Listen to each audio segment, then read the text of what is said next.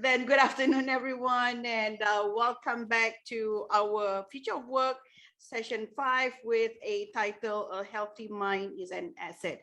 I'm very thrilled to be here today with all of you and together with Professor Kang, with Doreen, and as well as Najwa. Perhaps before we start off our today's session, I would like to invite Professor Kang to say a few words. Oh, I wasn't anticipating that, Honey. Caught me by surprise. Anyway, thank you very much. I just want to thank Honey and our participants today for coming. This is the first Future of Work webinar for this year, for 2022. We've been having it since 2021, and we definitely love it to continue. We discuss a lot of topics, current topics as well. And the Future of Work webinar is about how the future will impact work and workspace as it is happening right now before our eyes with MCO, working from home. How is that going to impact mental health? And that brings me to our topic today about mental health.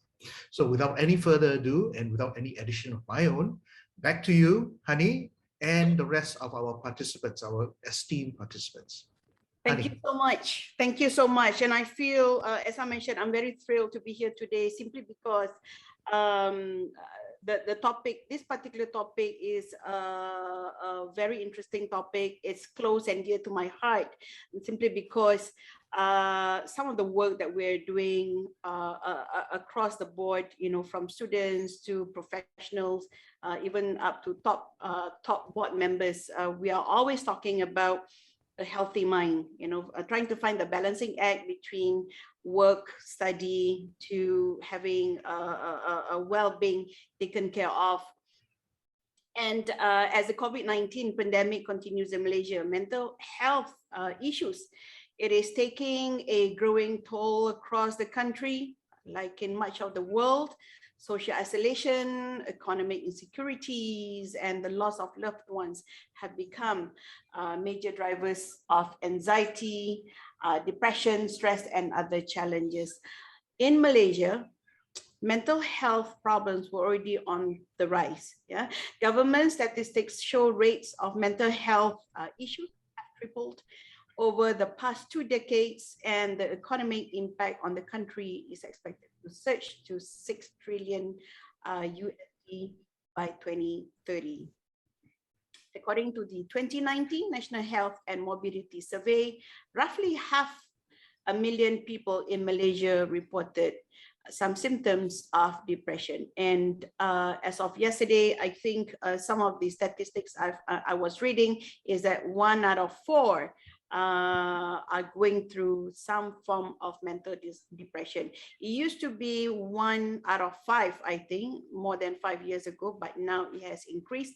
And therefore today, with the topic of a healthy mind is an asset, I hope would open up more discussion, and we're trying to address a few content in regards to how to address a healthy mind and how do we provide some support within our ecosystem. So with this in mind, I would love to introduce to all of you 4 of our esteemed speakers today. Let me welcome Professor Philip George. Prof, welcome to our session today. It's great to see you today. A brief bio on Professor Dr. Philip George. Professor Dr. Philip George is a consultant psychiatrist and addiction specialist. He is presently head of psychiatry at the International Medical University. He is also an honorary consultant psychiatrist at Hospital Tuanku Jaafar Seremban, a visiting consultant psychiatrist at Asunta Hospital, and visiting consultant psychiatrist at the Mind Faculty Mont Kiara in Kuala Lumpur. He graduated with MBBS in 1988 from Manipal, India, and did his master's in psychiatry in 1996 at Malaysian National University, or UKM. Yeah, he completed a certificate in substance abuse with the University of Melbourne in 2003. His work experience includes a 2-year staff specialist position at the Drug and Alcohol Unit of the Canberra Hospital, Australia, and locum psychiatrist at the Refugee Processing Centre, Republic of Nauru from 2016 to 2019. He has more than 40 publications in journals and chapters and books. His areas of interest are in prevention of substance abuse, schizophrenia, managing stress, and elderly depression. Welcome, Dr. Philip George.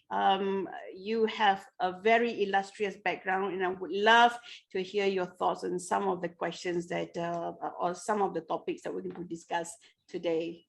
Sure, thank you. Thank you so much for that introduction, Hani. You are most welcome.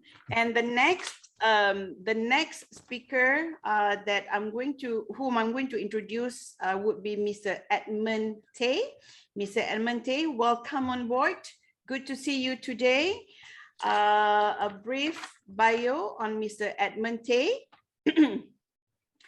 Mr. Edmund Tay, an integral figure who is among the most sought after speaker for university students as well as fresh graduates.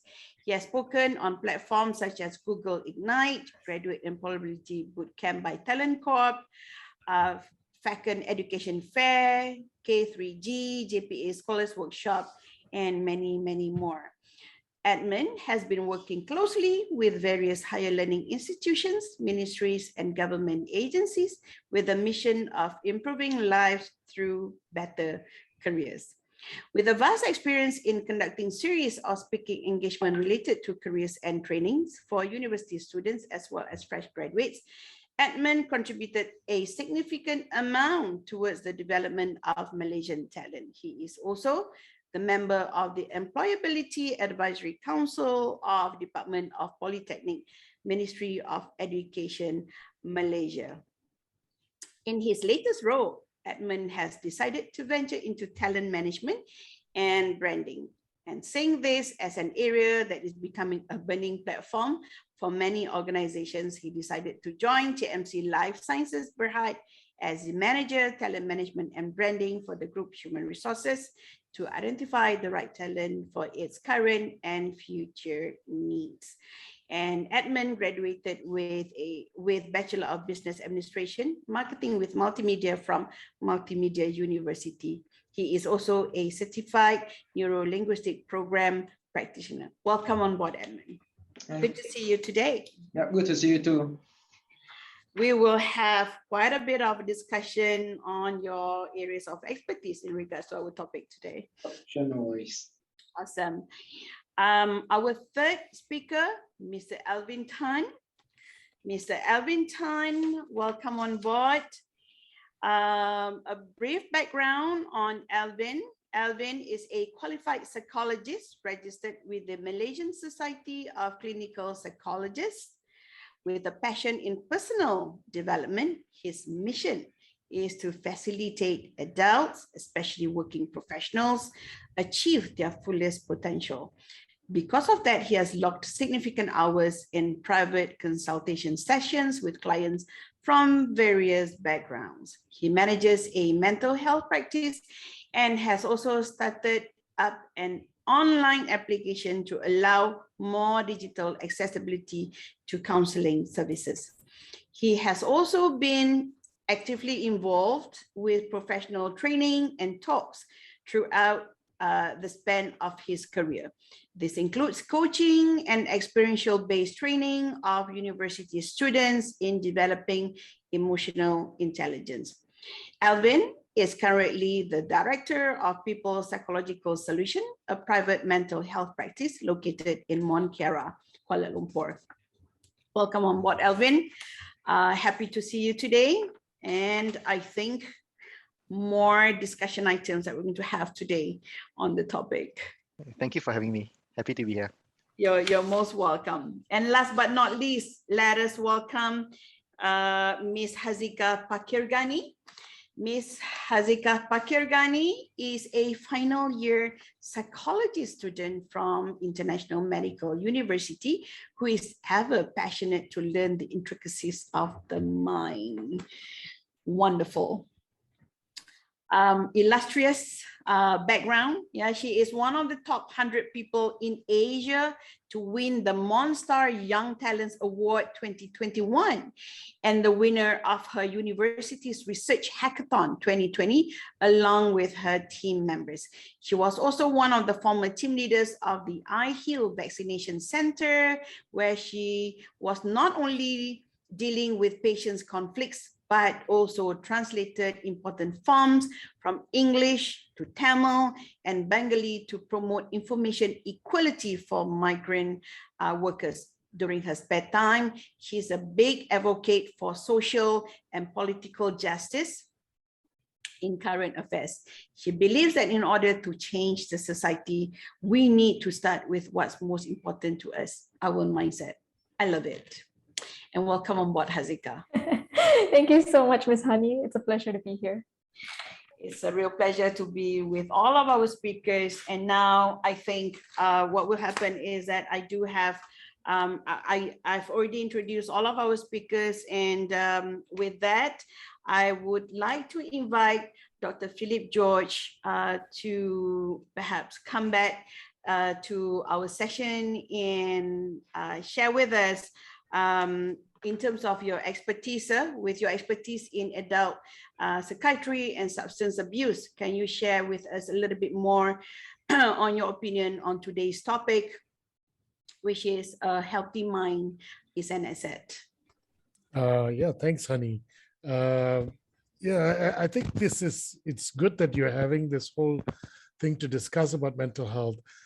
Prior to the pandemic, a lot of these discussions on mental health were, sidelined, were sort of minimized and not put in the forefront because, everyone was maybe concerned about other things. I mean, financial health and, maybe physical health, all of that played a bigger role in terms of what people were attracted to. I mean, personally, I know when I worked in Sabah, back in about 1998, there were CMEs for education of the doctors and healthcare professionals, but they didn't include mental health.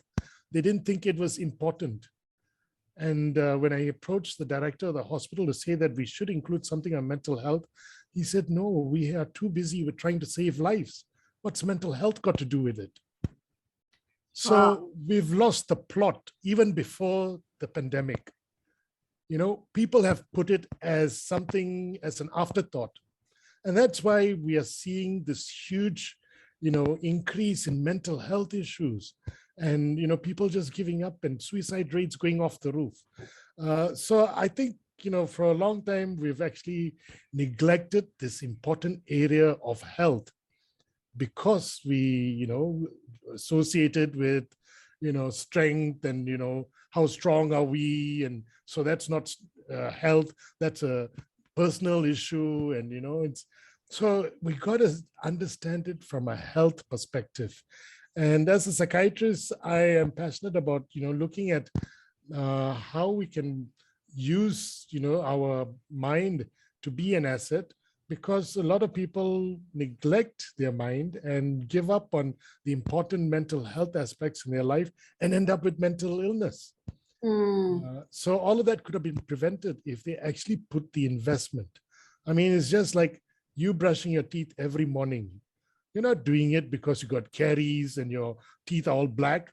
You're doing it because you want to prevent that. Yes. But what effort and time do you spend every day on your mental health? To prevent depression or anxiety, as you said, 1 in 4 are going to be affected. And what are you putting in to help with that?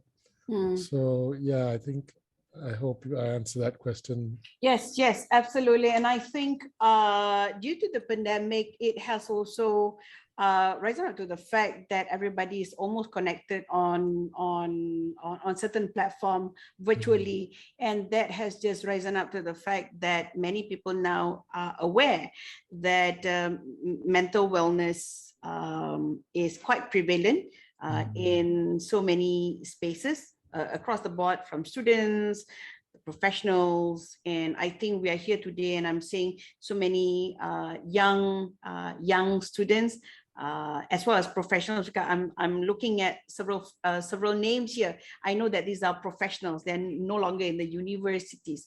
Do you think that with the pandemic is also a blessing in disguise, that people have started to realize that mental wellness is real? Yeah, I mean, I think it's a silver lining.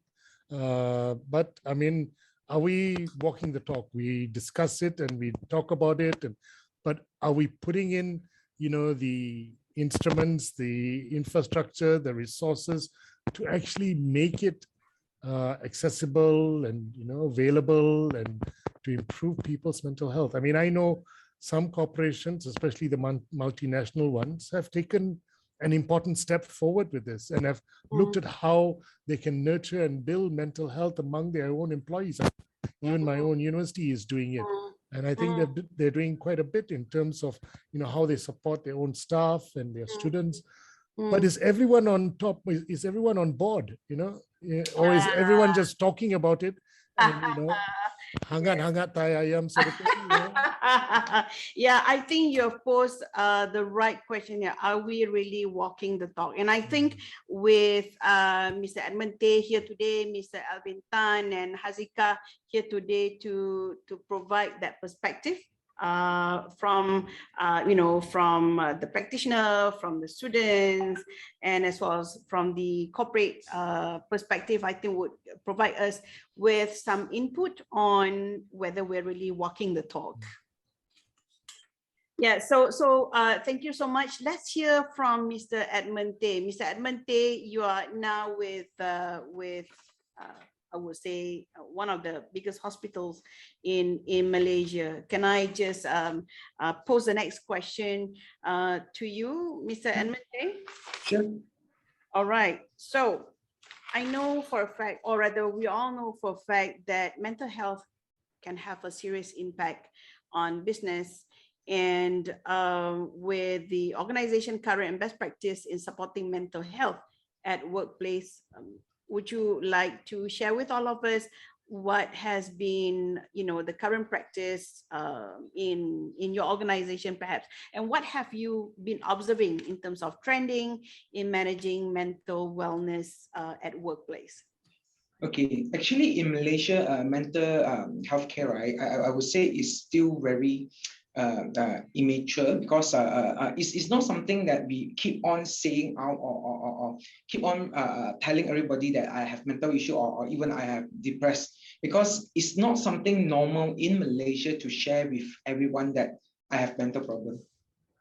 Okay, I think it's also because of our culture. If I believe, especially those from kampung or from anywhere, if let's say you suddenly found out that someone is abnormal, let's say depressed or not talking, the first thing that you seek is not doctors, is the shaman.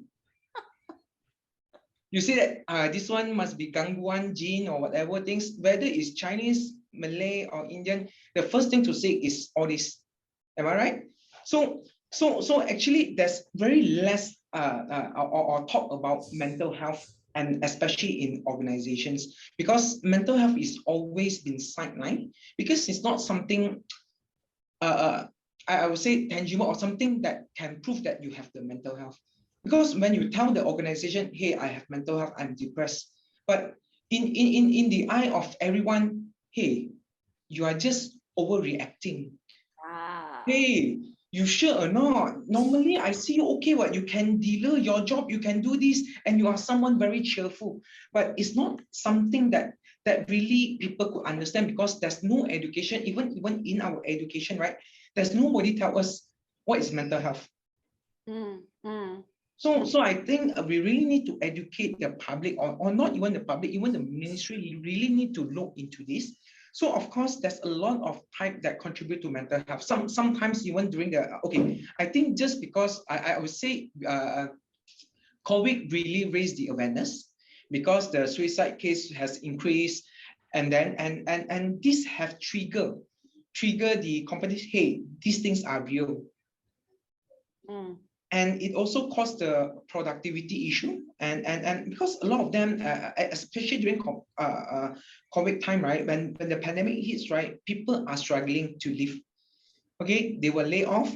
There's no salary coming in, and most important, they can't social. Just like a normal day in sitting in mama or to talk about or just to meet up is very hard. A lot of people go crazy just because of that. Okay, so that's why companies are start to looking into mental health care, and before this, I think most of the insurance company also don't cover mental health. No, not part of it. But lately, some of the companies or insurance companies start to promote mental health insurance coverage for their staff. Although it's not a lot, but I think it's a good start. Okay, so actually in organization, most of it, we are starting to look into that. Let's say about Thomson Hospital. So actually before the pandemic, we also know that a lot, because in our hospital, most of the workforce actually are women. Okay, so actually they also have some kind of depression or even some mental health that we encounter. Mostly is taking care of their children, because they need to balance in between taking care of their child or come to the hospital to work, and sometimes they have to take care of their husband. So what we do in order to reduce their stress, right? Because we keep on getting complaints from them. Actually, I can't balance between my taking off my child, taking care of my husband, or come to work. So a lot of them, they rather resign. There's a drastic things that they do. They resign, but it does not solve the problem. So what we do in Thomson Hospital, we actually started a childcare center, 365 days. Even public holiday, we provide for them, because we don't want them to have problem in or finding excuses. Hey, I can't come to work because of my child. I can't let my child go to other childcare center. So what we do, we start a childcare center nearer to our hospital, so that during their off day or even their break time, right, they can go and visit their children. And we give them a subsidized rate. So we don't want them to be financially burdened also, because we know that financial is also one of the triggering factors that make them stress. So we solve the first thing is that 365 days, public holidays, all those, our childcare is still open and with subsidized rate. So the first problem is solved, which is the taking care of child or their safety issues.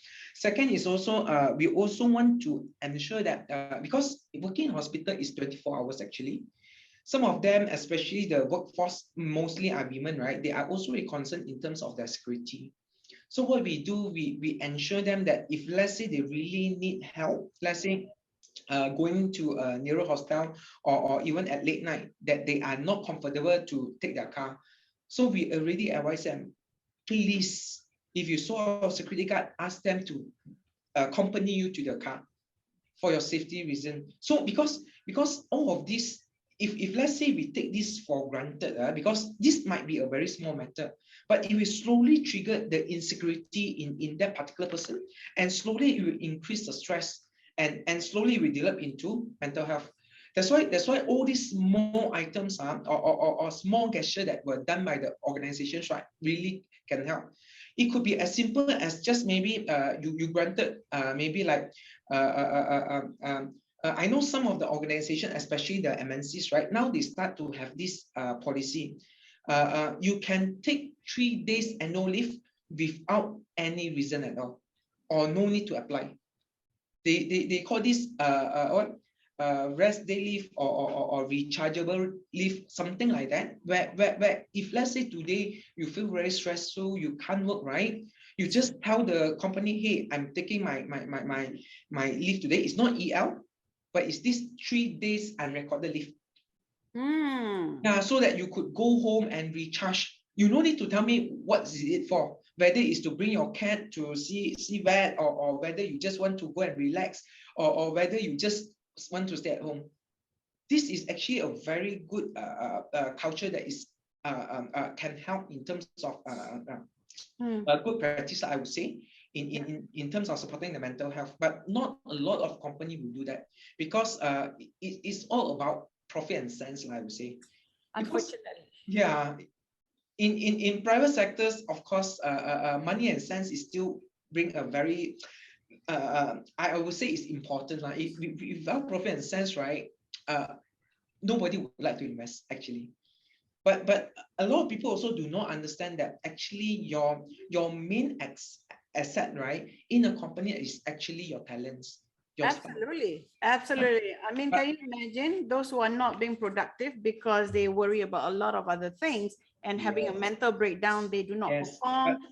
but Yeah. let's say we see in terms of the employers, right? You also can't blame a lot of employers. Yes, I do believe, I do agree that part of the employers is mainly focusing on profit, or don't even care about their employee.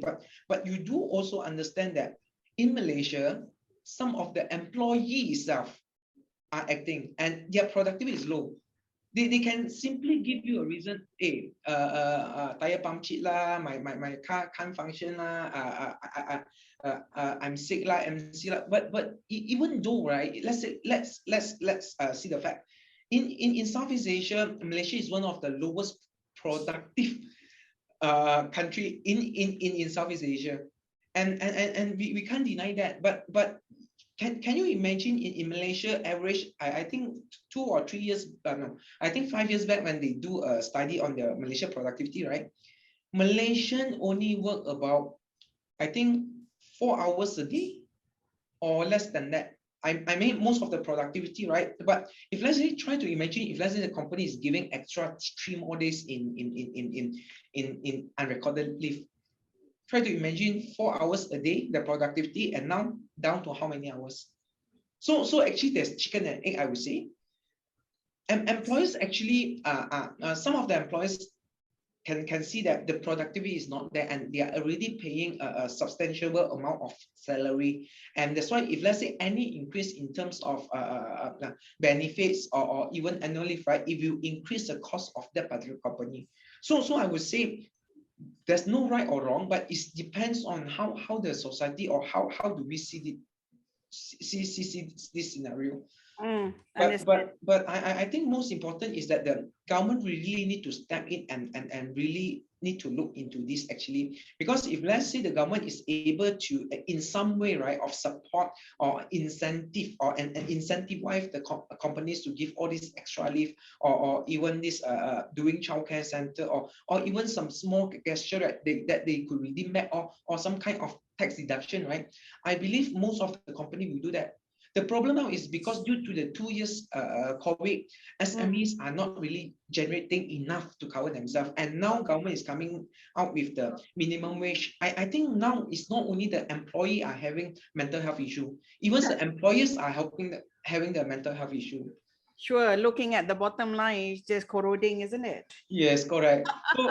So it's never ending story, but I think for now, for because of the pandemic, right, a lot of companies, I would say, is taking the right step towards in looking into the staff mental health. Yes. I would say. Yeah, I think so too. And I think there are many instances where I'm observing a more progressive policies in terms of managing productivity in organizations. I know for a fact that Edmund, one of the companies that I'm quite aware of right now is advocating unlimited annual leave. Oh. And I think that is just so progressive. I think that is just so progressive. Yeah. So I mean, it depends on what kind of approach that we as organization wants to manage, you know, in terms of productivity and relating it to the wellness of its employees. Right. So thanks so much for your input. I have another long list of discussion items that I would like to discuss with you. But before we go on to that, may I now invite Alvin, Mr. Alvin Tan from People Psychological Solution to share some thoughts on this particular topic. And perhaps before we get into that, would you like to share a little bit more about your work, Alvin? Yes, happy to be here. Now, likely I'm able to comment more as the discussion evolves. But primarily my work has to do with consulting clients. They are adults. We only see adults here, late teens to adults in private practice. Yes. And the services that we offer are psychological assessments, psychological therapy. But similar to what can be seen in the community is that most clients that come in here would likely experience some kind of common mental disorders. So primarily anxiety disorders, depressive disorders, and usually, so relating this back to work, when a person has, let's say a diagnosed depression or anxiety disorder, we likely see that there is an impairment to functioning. That is when other aspects of their life may see a decline in their functioning as well. They may not be as effective at work. They might not be as effective in their relationships, and likely that is where social disruption happens. So they might get in trouble with their employers. They might practice absenteeism, presenteeism. So they go to work, but actually due to mental health issues, they aren't performing as well, or it could lead to a higher turnover at the workplace as well. Oh, pretty much there. And I'm relating to this to, a scenario where there was a research before this, and research shows that people with mental health problems, anxiety and depression, that are more likely to have a preventable physical health condition, which is interesting in terms of its relationship. What do you think about this? There's an interrelationship between the mental wellness as well as physical health condition. Yeah, and I think mental health and physical health cannot be separate. So our mind and our body and our behavior, they are all interlinked. So when my mind isn't at a good place, it's quite likely that I behave in ways which wouldn't be healthy for my physical well-being as well. So we have like the direct relationships and indirect ones. So indirect ones are oftentimes due to behavioral changes that happens. When we are, let's say, more depressed, we tend to be more behaviorally inactivated. That is when we have lower physical activity, lower social activities, lower goal-directed activities, which will mean that with lower physical activities, people who feel depressed may tend to do less. So less going out, less exercise, less movement, and more of short-term emotional relief. So with anxiety disorders, depressive disorders, we may see that there is an increased intake of food, especially more fatty or food that's high in sugar, increased intake in alcohol, smoking, or even substances.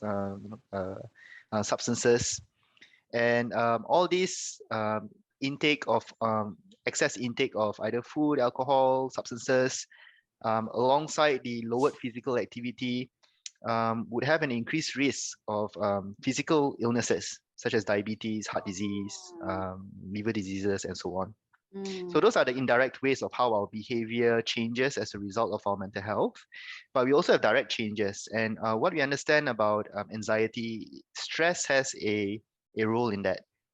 And for the longest time, it was thought that stress and anxiety, they sort of come hand in hand. But in more recent studies on the role of stress also, it has a role in depressive disorders as well, development of depressive disorders. So with the exposure to stress, chronic stress, some of the direct changes that happens physically for us are structural changes in the brain. So we have like changes to especially in areas of the amygdala and the hippocampus, which is important for memory and learning. Our immune system is affected. So, you may have a busy time of all these deadlines. You may notice that, and that's true for me, while growing up, if it's exam period or, tough deadlines when I was working. After that, when everything's done, I tend to fall sick because our immune system is impaired under intense stress. It also affects our cardiovascular system, our gastrointestinal system. Yes. leading to increased risk of heart disease or gastrointestinal sort of inflammatory diseases. That stress has a direct role in all of these things. My goodness, my goodness. Mhm. Alvin, I have a friend. He is an HR director, very stressful life, apparently, according to him. And whenever that he's really, really, really stressful, he gets this severe headache, and he just, consider himself just out of whack and can't function. It's just so kasihan. And we know when he's under a lot of stress, when he started having medical leave. Yeah, it's quite difficult to separate the both. Oftentimes it's like, two of the same thing. So when I see clients in sessions, with anxiety disorders, they may have already went through a variety of different medical specialists, medical examinations, and then they're here in therapy sessions because it's more related to stress or psychological issue instead. Physical or somatic symptoms and psychological, oftentimes the presentation is quite mixed. Yeah, I agree with you. And there was also another friend, a young friend who, going through some depression moments, and she tends to sleep throughout the day for many, many days. And just rightly so, as what you mentioned, the social interaction is becoming lesser and lesser. And there were times when we actually had to go to her house just to check on her because she wasn't answering any phone calls. So that was scary. That was scary. Right. So thanks so much for sharing that from your perspective. I think the next question that I would like to invite a little bit of sharing will be from Hazika. And I think this particular perspective is very, very crucial from the perspective of someone from the university, young minds who are not quite there in the corporate world just as yet, but I think very, very close to her heart is the wellness of her friends in university. So Hazika, I am reserving you for the last for this question, simply because I think there are so many narratives about the situation in university, especially during final years and all that. Now we also have some indications. Again, this is based on observations, some research and all that. And I personally have worked with many young professionals and fresh grads as well. There was one session. There was one session where someone actually sent me a note to say that she or he have written, "My life ends tomorrow." So that was kind of scary, And so my item of discussion with you is that is it true among students, from your observation, anxiety, depression, and eating disorders are common? And what's your observation, and what has your experience been for the past few years? Thank you, Miss Honey. Sorry. Thank you, Miss Honey. Okay, so if it's in terms of the disorder, whether or not it is common among university students, I'd say that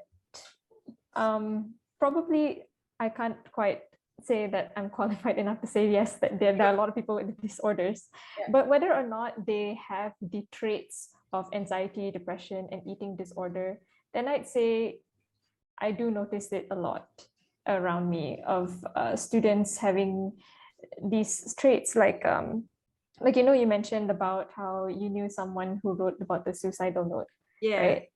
Yeah. So unfortunately, that's also something, not the suicidal note, but the suicidal traits are also quite commonly seen, especially when it's the peak of the semester, and you would notice that a lot of students, they would start getting really stressed out, and they would start saying things like, "I wish I was dead," or "Oh, I wish I would just drop out," or things like that. Yeah, it can get really hard. So yeah, a lot of the times I notice, I especially notice this when it is the peak of the semester. When it's like sem break, not as much. So it's possibly correlated to the amount of workload and also the need to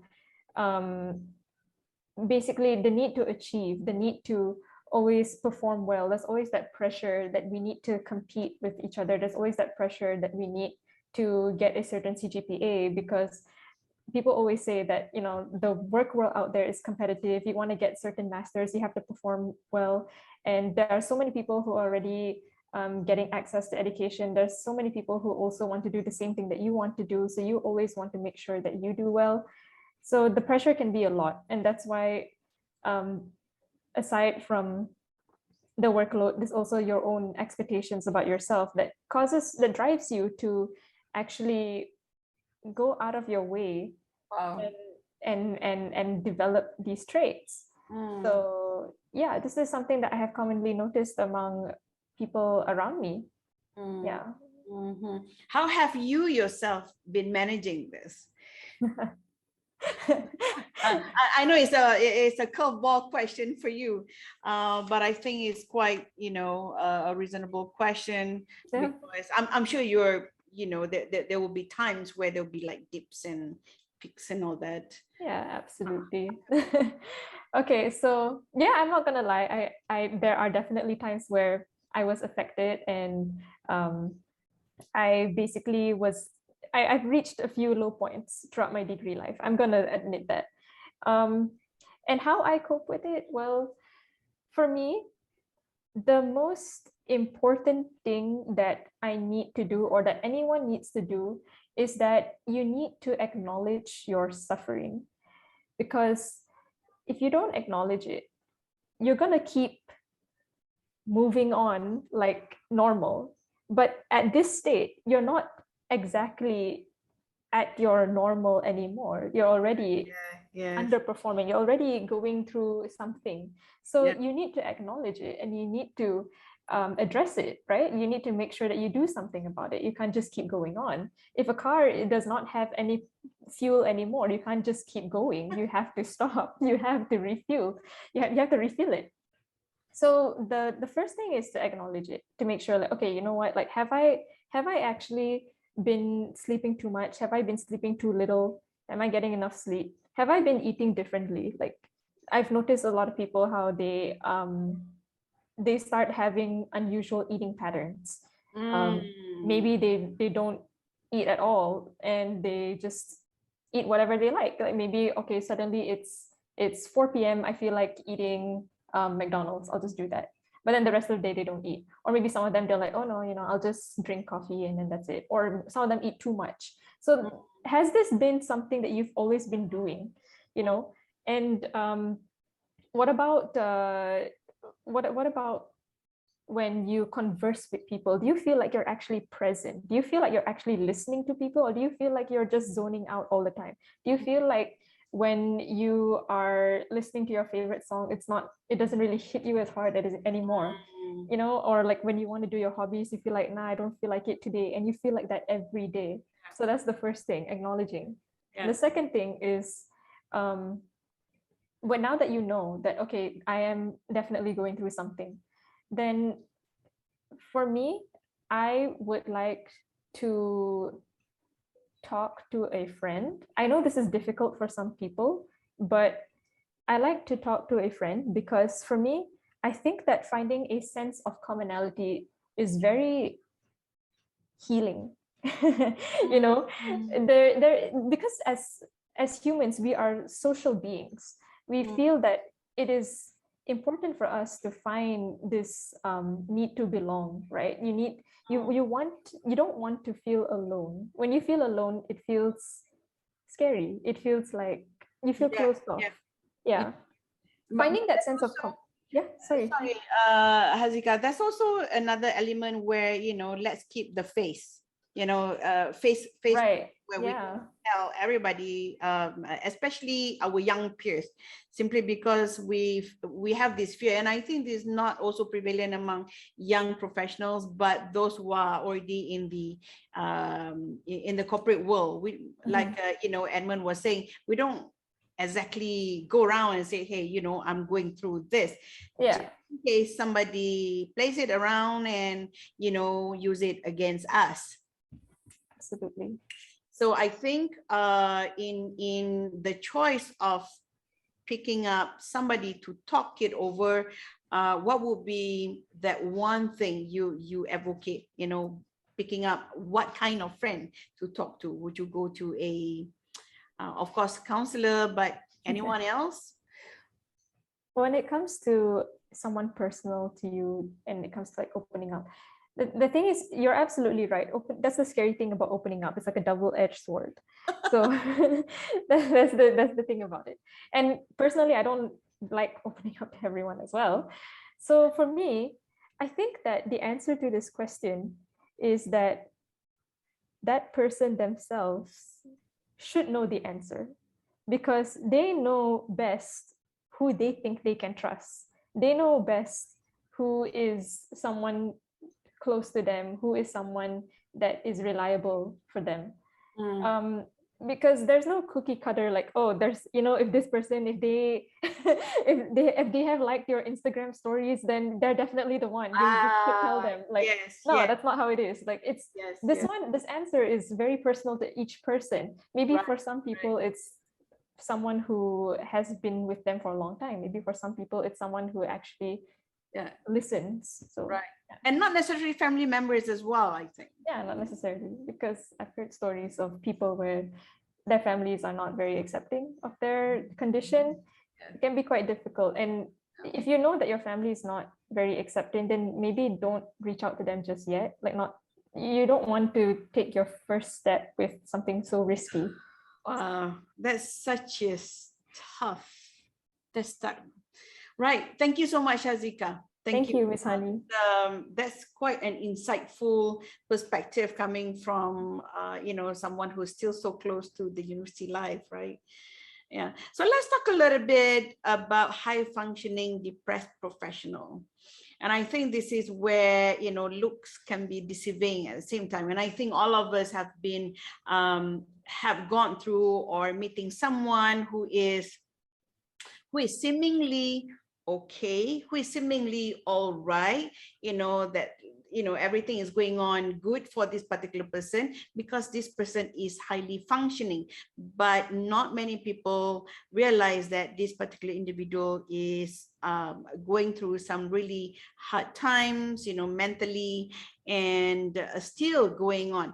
So high functioning depressed professional at work or even in universities, definition and how can we spot one? I think this is one of a very important question. Can I please invite Dr. George to speak on high functioning depressed professional and how do we spot one? They all look okay, but it's okay not to be okay. But how do we spot one, sir? Well, I mean, it's still a controversial thing. There is no ICD-10 or DSM-5 criteria for a high functioning depressed professional. It's just, a colloquial term. And so, of course, major depression is a very common mental disorder. I mean, WHO estimates that 264 million people of all ages experience depression. But to make a psychiatric diagnosis, you have to have social and occupational dysfunction. That's what tells the difference between, common mental health issues like stress, having a bad day, maybe, you had an argument with your spouse. You're not having depression as an illness. You may be feeling low and down on that particular day, or maybe for those few days to come, following that, but it doesn't fit the criteria of a diagnosis. So, sometimes we throw these words around, but it really doesn't fit into a criteria. Of course, there are certain types of depression. For example, there's dysthymia, which is a persistent depression disorder. And in that disorder, sometimes people are fairly functional. they can still function. And so they can be seen as high functioning, but deep down they're suffering because they have all these negative thoughts and feelings. But it's something that is persistent, it's continuous for more than, it goes on for about 2 years. Secondly, depression can be a symptom of many other different conditions. I mean, somebody with a personality disorder may have a low mood and on that day be, but typically when the person is not in a low mood, they're the most highest functioning person because work is their remedy. And then, of course, there are people who, because of depression, may actually resort to some things as self-medication. I mean, typically it's alcohol or drugs, but in some, it may be activities like work, and use work in especially mild major depression, use work as a way of coping. So everything else is given up and, they're useless in that, but overdo their work. And then they get very sensitive and maybe something doesn't become so productive, Right. So right. yeah, I think it's a colloquial term. It's not really a diagnostic term. Sure. Well, we are, the Joes and Janes from the streets, but we do know, I mean, in terms of my work as well as a career coach, we get, or rather I receive so many clients who seems to be successful in their work, but, there's always some void that they're feeling, it sounded depressive and all that. And people are wondering why, when you have everything and yet they feel nothing. Yeah. Right. So, I mean, I think it's in the end of the day, it's finding a work-life balance. And when you don't have that, then you're over relying on just one domain of your life. I mean, we all have so many domains, and if you put all our eggs in one basket, that's just going to put yourself at high risk. I think we need to reflect and audit ourselves. Do I have, all my domains, strong and providing me the protection and the help that I need? I mean, domain of love, the domain of, work and career or study, the domain of recreation and exercise, and then, and then the interconnection with the community, I love what you just said, because I think it just makes sense.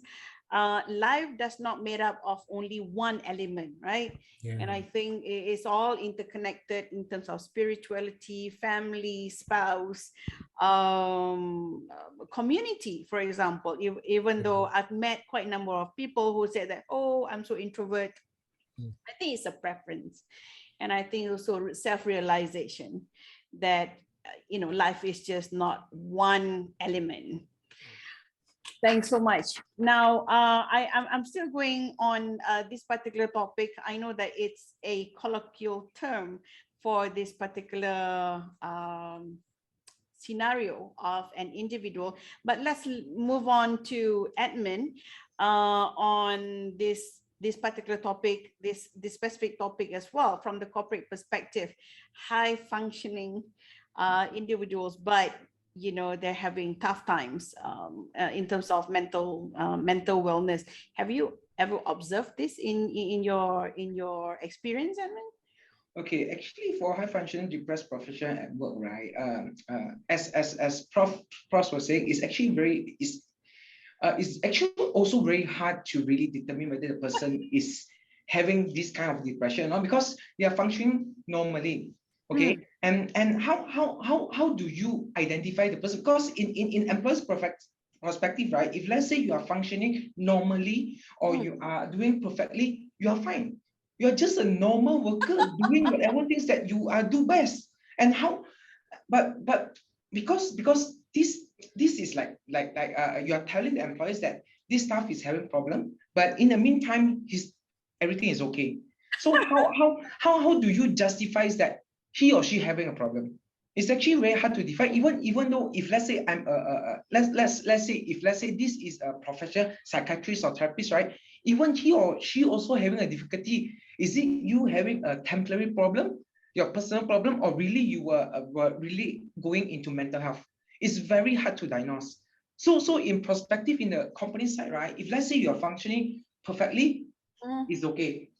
I don't know more. You're good. Yes, correct. But of course, if let's say we look into further, right, we also know that the person, yes, is functioning normally. But if let's say we look into a long term or long run, Yes.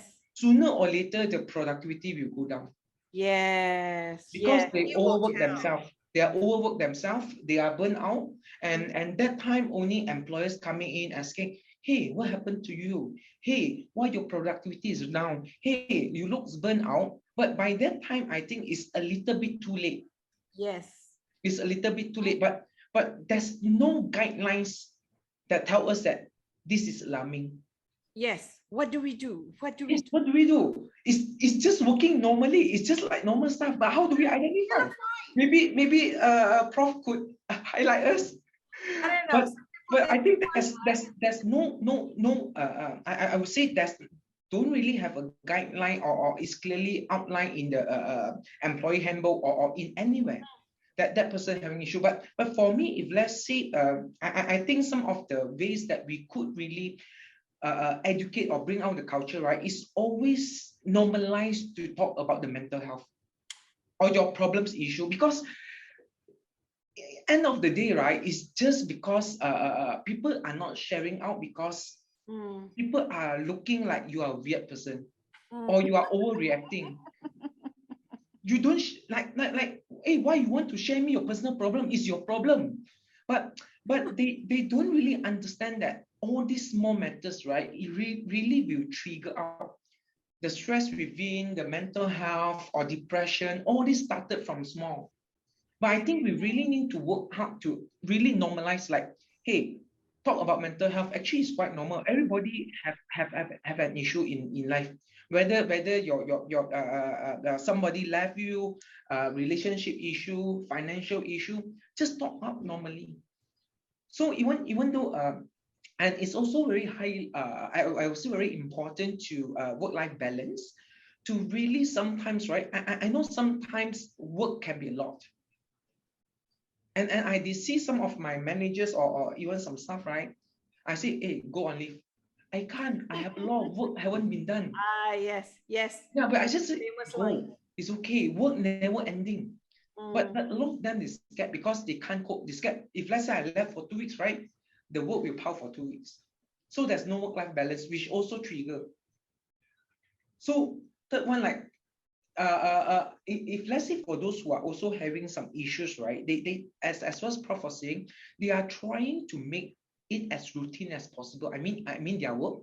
They try to use the works to actually make the problem disappear temporarily. Is that even possible? Yeah, it's possible. Actually, when you focus on work, right, you don't think about your families at home. Let's say you are having a problem with your family, right? If you are focused at work, you will keep doing your work, but you don't want to focus at home.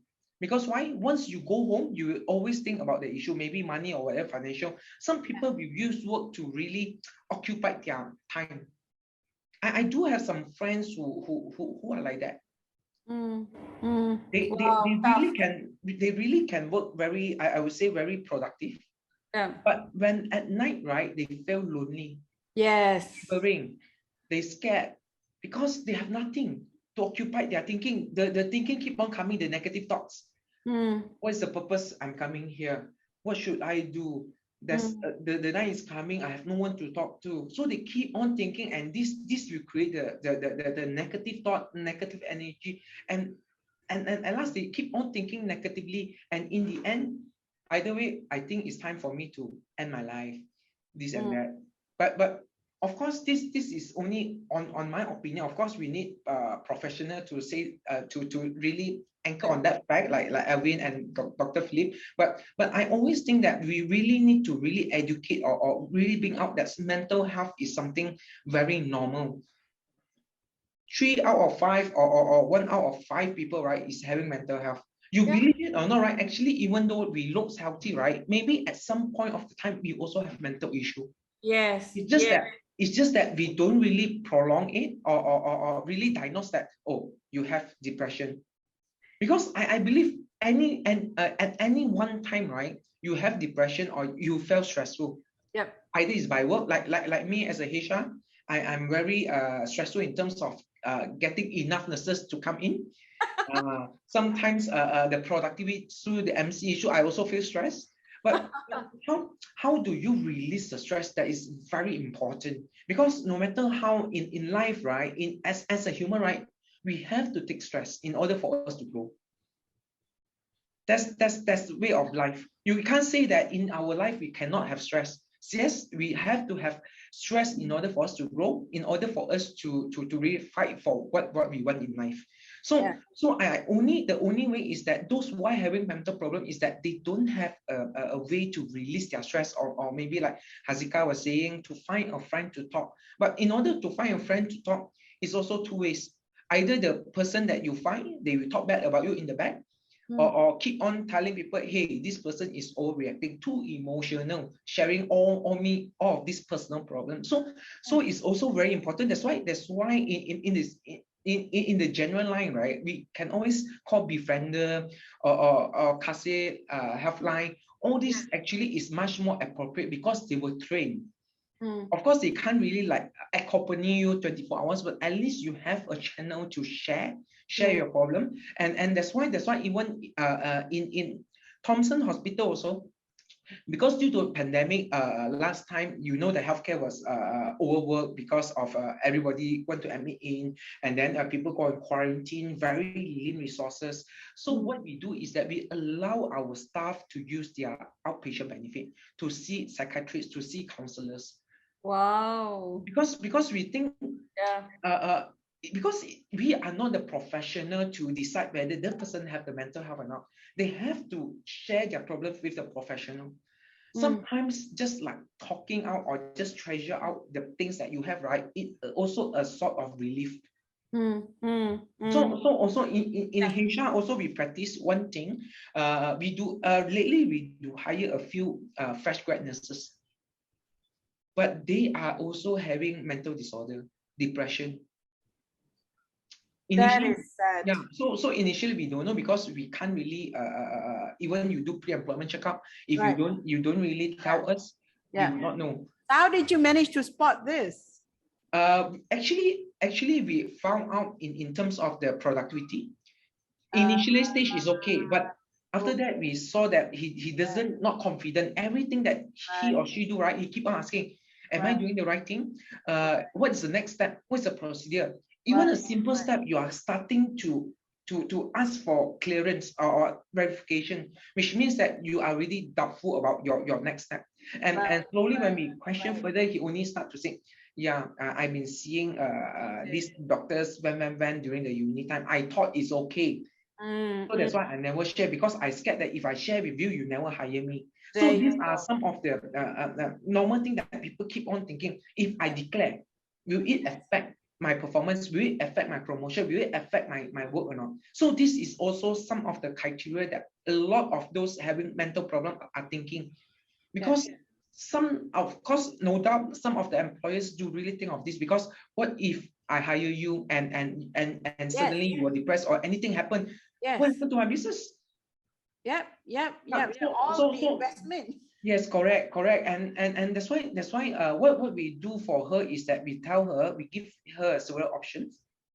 Because she was staying in our hostel, we also worry that she will do something negative. So what we do for her is that we arrange her roommate to be with her every time. So means that when work time, we arrange together, going back together, come back together. Right. So that's the first. Yes, correct. And then after that, slowly we ask, I will take you out from clinical, you do some clerical work. Are you okay with that?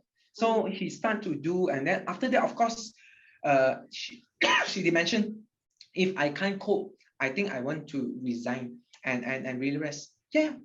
Although he have a bond with us, we said, okay, it's okay, no worries, no need to pay the bond, we just go.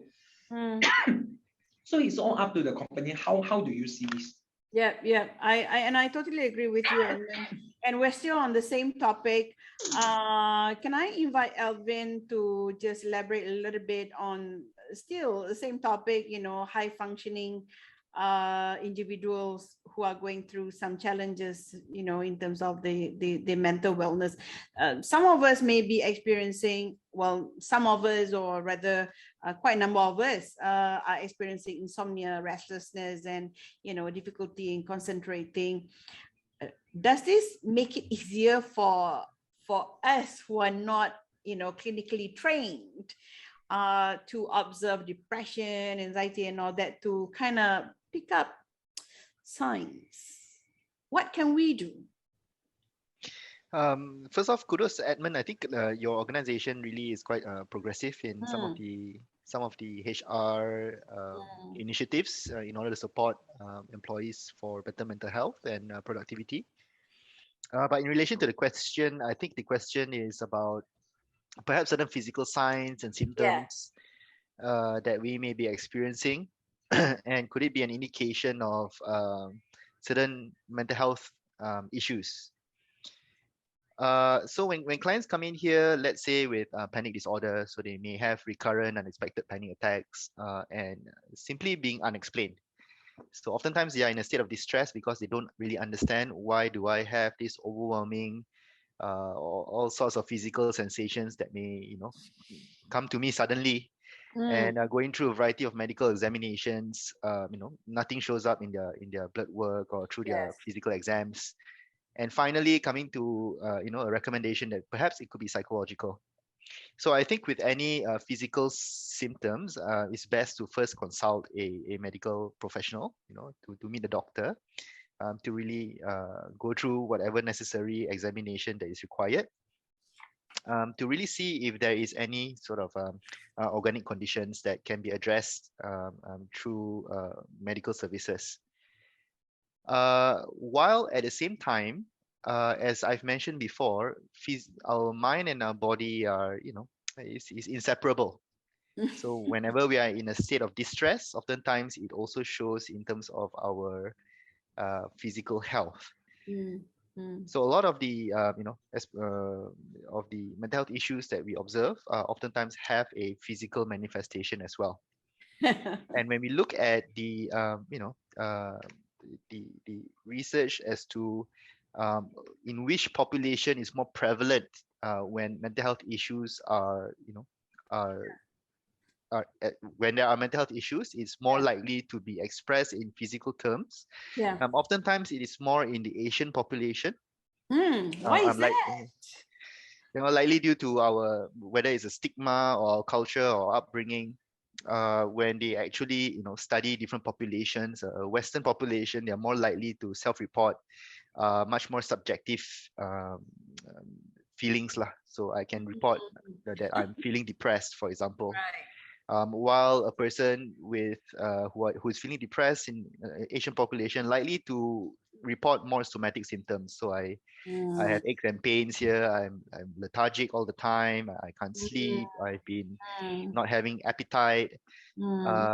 And also, it's also demonstrated that females are more likely to be able to report on subjective experiences. So females are more likely than males to report I'm feeling depressed, I'm feeling sad, as opposed to males.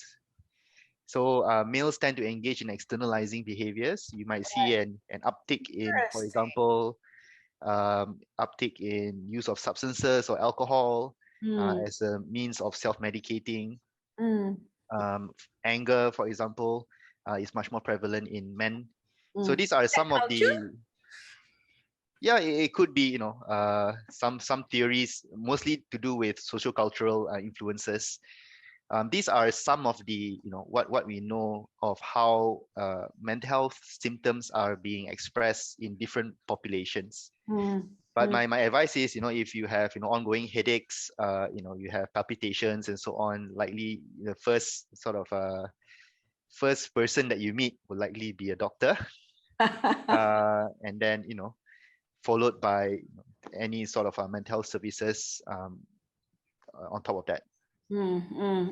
Quite tough, isn't it, Alvin? I know for a fact that one of my previous clients, he used to be a high flyer financial consultant. So he was everywhere, you know, the Bahamas and all that, very high flying, and he's been traveling all over the world. And then he came back to Malaysia.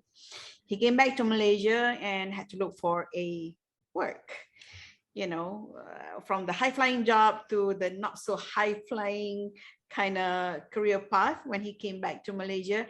And there was a time when we were supposed to meet up. He had a panic attack. He had a panic attack, and for the whole entire 3 months, we had to reschedule multiple meetings. He could not step out from his home. He had the most severe panic attack that he said, I think I almost died. That was so bad. And I actually referred him to a professional to be seen. And after that, it was okay, you know, a little bit better. But then he continued to see this professional, and the professional had helped him to identify his trigger. You know what it was? The wife. So I had no privilege of the entire conversation, but you know, poor guy. 3 months, panic attack, very bad. Thanks so much for your input, and I think it's very, very useful to self-realize. It's just like what Hazika was saying as well, to self-realize and try to reach out to those you know, friends and all that. But if you do realize that you are going through all these moments, the best first stop would be to the doctor. Right. So I'm still on this topic, and I'm going to move to Hazika now.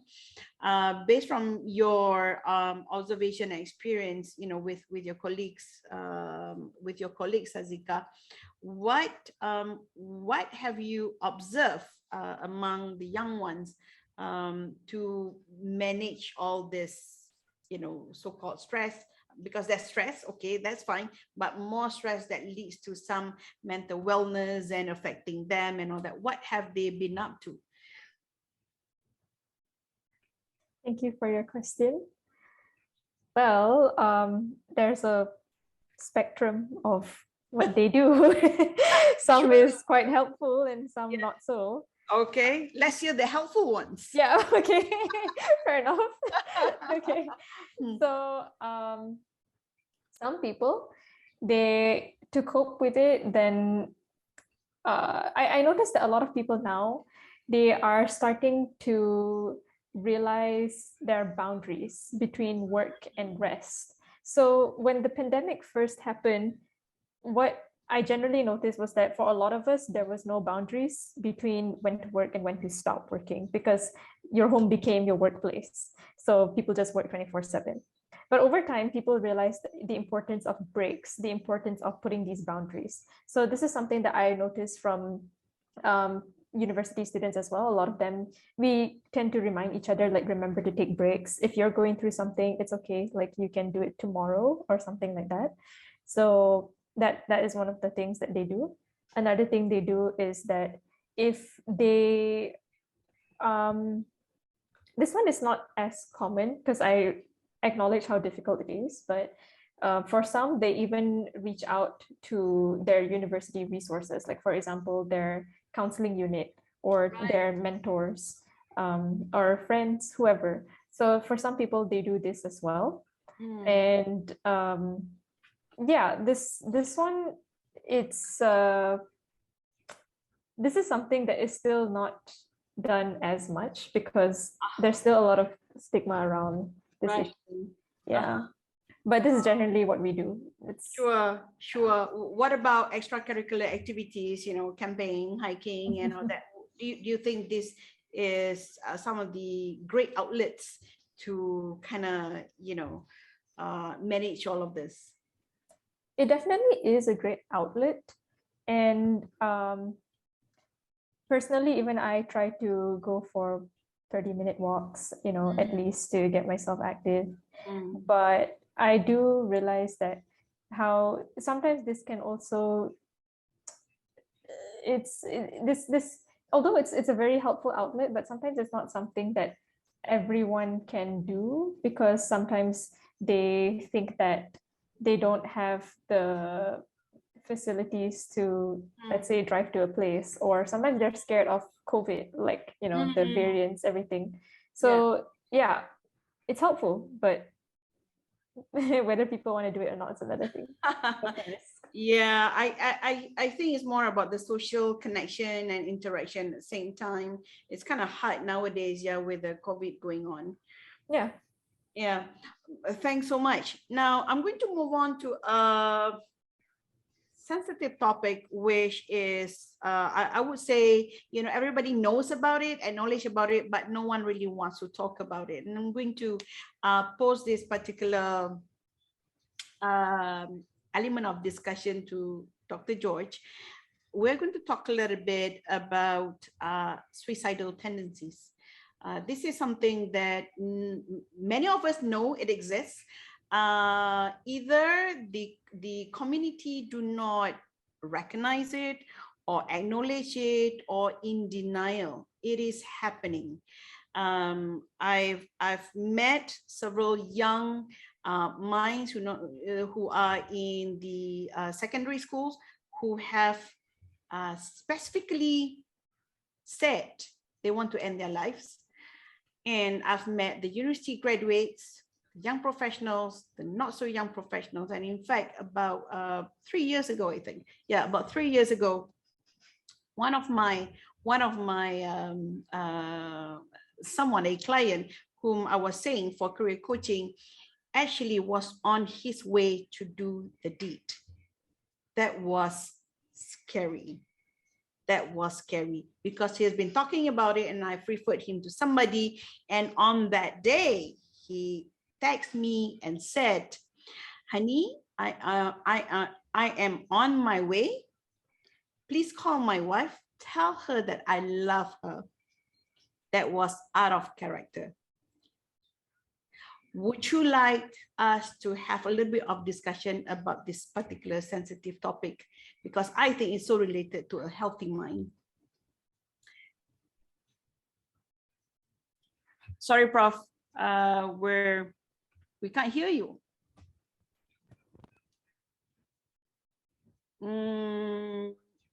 Sorry. Oh dear. Oh dear. Such a... Let's try again. Let's try again. Let's try to put you on unmute. Okay, let's try again, Prof. How about now? Can you hear me? Better, better. Such a... Not sure why the speaker didn't think.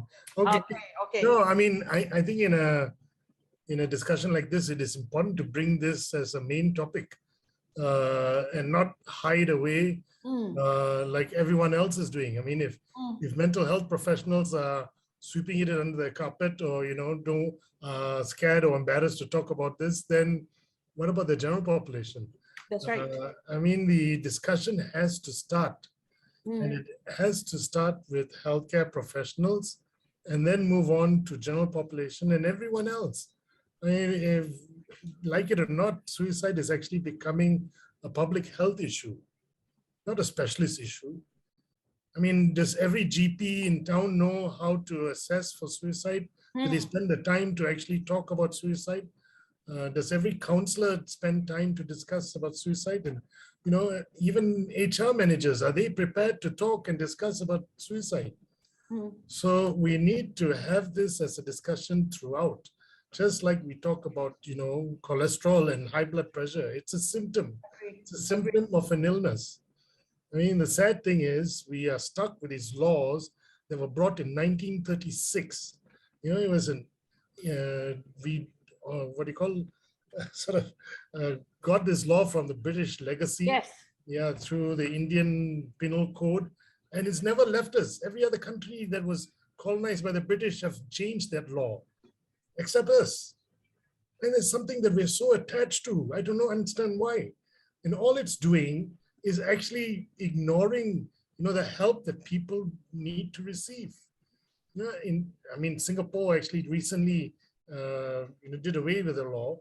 They decriminalized suicide, but they introduced a framework that ensures affected individuals are referred to their mental health professionals, and it becomes mandated. I mean, we can do that. We can have mental health laws, which we already have, that state that if someone attempts suicide, they are mandated to be in a psychiatric unit assessed by a psychiatric team, and the treatment is part of their, process from then on. So you can have, certain sort of conditions put on people who may do things. So, but the thing is, suicide is a very common symptom. I mean, in all psychiatric disorders, spanning the whole range from schizophrenia right down to personality disorder to addiction, there's about 10 to 15% risk of suicide. So are you trying to say that we shouldn't, treat people with mental health problems, that they don't deserve the treatment, and, let them just carry on? Yes, agree. And Prof, here we are in this particular session right now. We have here in this session 63 people. Now remember, the ratio is 1 every 4 who has mental challenges. So can you imagine? We have here 63 people in this room, and how many of us are actually facing through some mental challenges ourselves? And that is going to be a very, very interesting discussion. I just wanted to share fairly quickly with the panelists, as well as those who are attending here. This is a little bit of a story, still on the track of suicidal tendencies. I'm from Pahang, and several years ago, there was this guy who had gone through some severe mental depression, and he tried to commit suicide. So what he did was he swallowed a substance that he thought is going to kill him. It was some sort of an acid, and he waited and waited. He did not, he still did not accomplish his mission. And so he went to the kitchen, grabbed a knife, and tried to stab himself multiple times over. He still survived. And then somebody else found him bleeding and all that. And so instead of providing him with the support that he needed, he was sent to jail.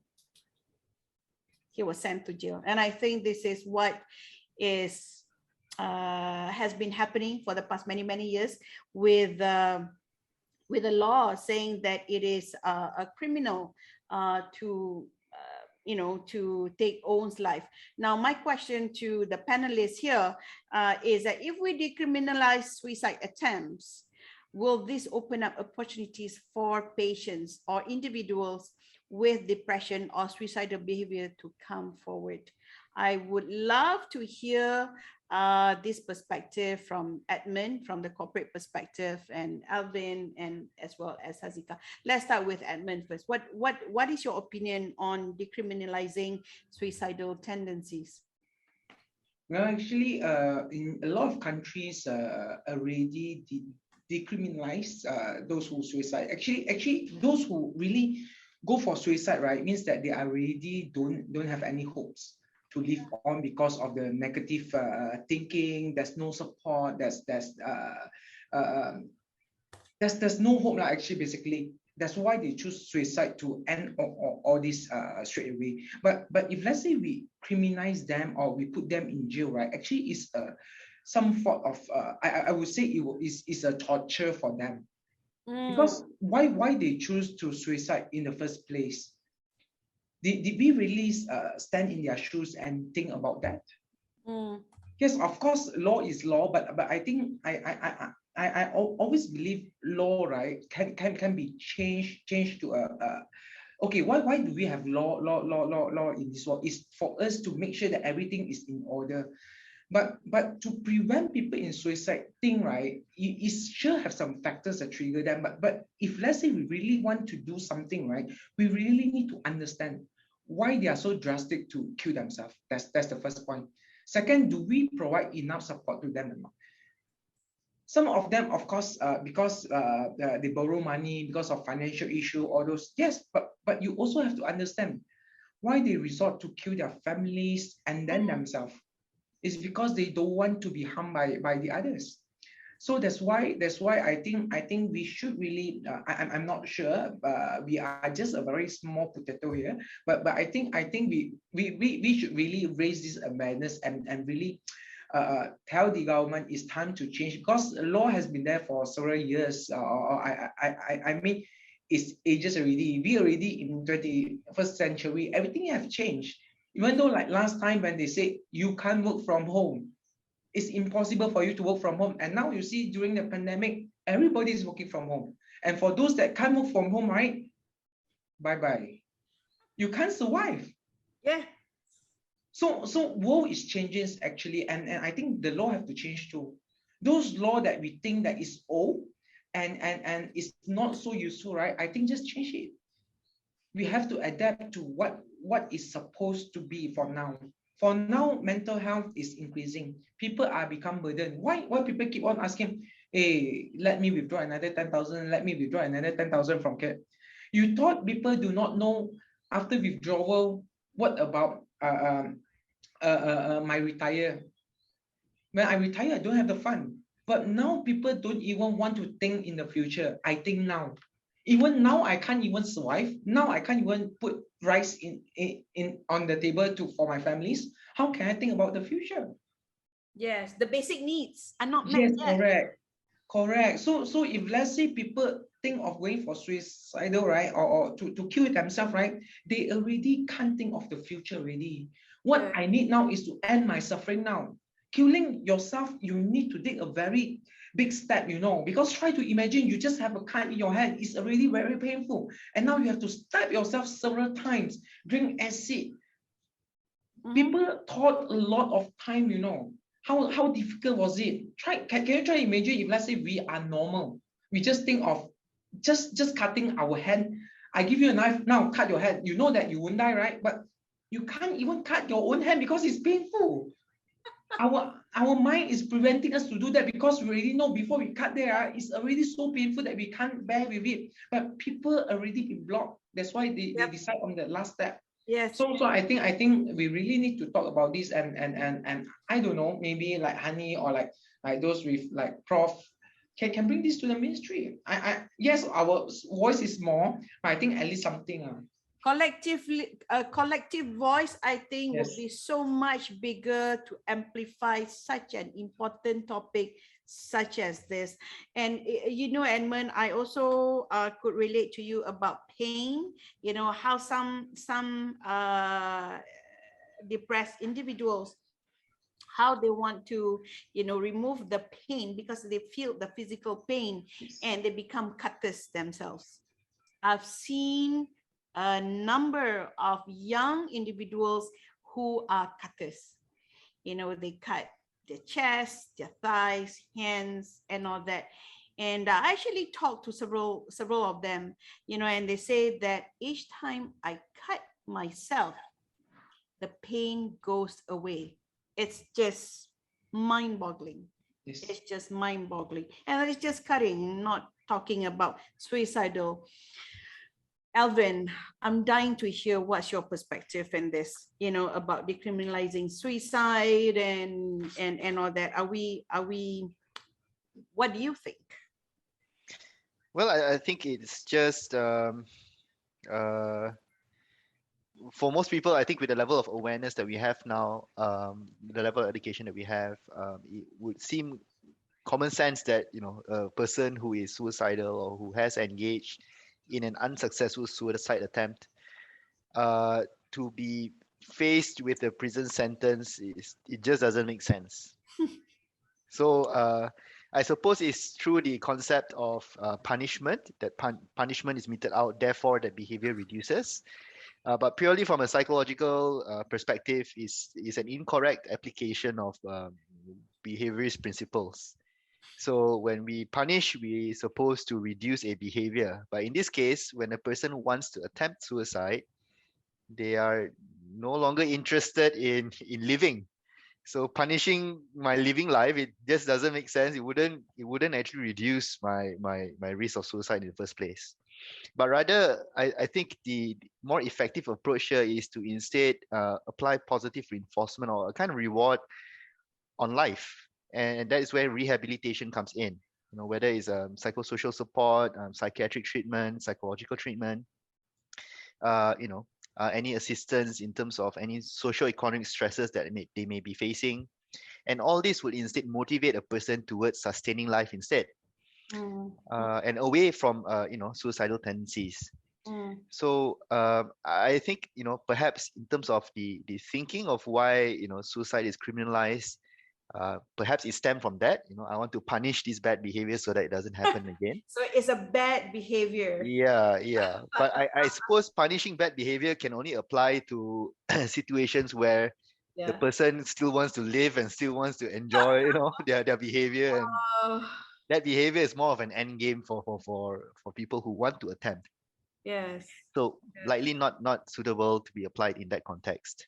Yeah. But I think I read quite recently that the proposal is being put in place in order to decriminalize suicide, and I do believe that with the amount of people actually supporting that, likely that this will become a reality in the very short future.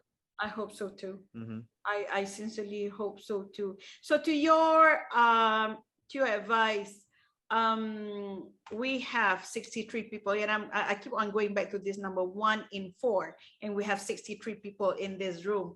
So I'm very, very sure that there might be some of us in this room who are in need of help, and they just don't know where to go. Either they ought to be seeing a counselor, therapist, psychologist, psychiatrist.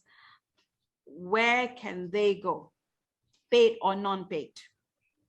Yeah, and so I think the issue here is twofold. Number one could be a lack of awareness on where they should go, and secondly could be the financial aspect that I cannot afford actually seeking professional services. So for most private services, costs may be on the higher side in terms of receiving services. But when we look at community clinics, clinic kesihatan, for example, where they are able to provide referrals for psychiatric treatment. And there are a variety of hospitals that also have both psychiatry and clinical psychology together. And I think they're also piloting this mechanism where in clinic kesihatan itself, there are counselors to which the doctors could also refer for psychosocial support. So these are low cost methods in order to receive services. While in the private setting, psychiatric and psychological services, aside from paid ones, I think an alternative to this would also be trainees who are currently supervised, or in NGOs where there could be registered counselors or even psychologists or even visiting psychiatrists, although capacity might be limited in NGOs. Yes. There are not many registered psychiatrists in Malaysia. I learned. Might be in general, I think psychiatry, psychologists generally numbers are quite low as compared to the WHO recommendation of how many should be serving the population.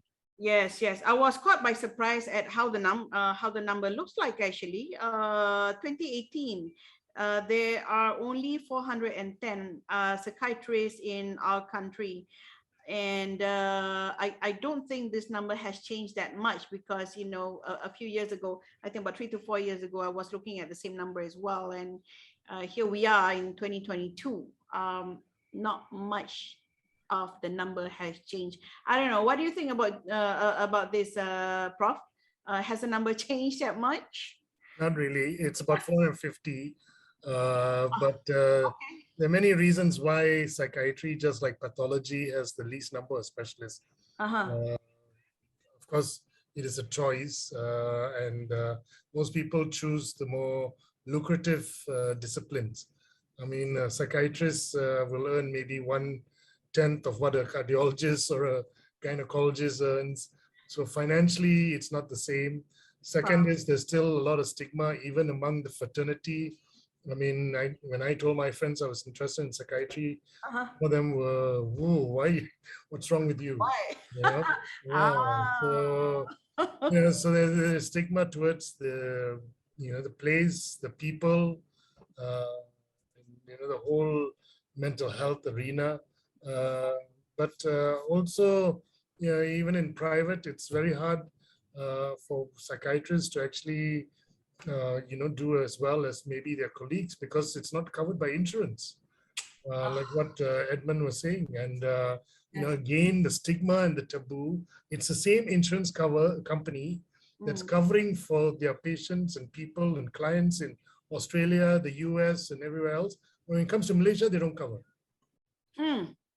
Are we not lobbying enough, perhaps? No, we're just being made fools of, I mean, the sad thing is most other countries changed all these rules because they had strong lobby from the users, from the client. There you go. But we don't have that. We don't have strong user groups. User groups. Everyone's so embarrassed. They hide it under the carpet, pretend it doesn't exist, go back to their BOMO or Sinsei and don't want to see the mainstream people.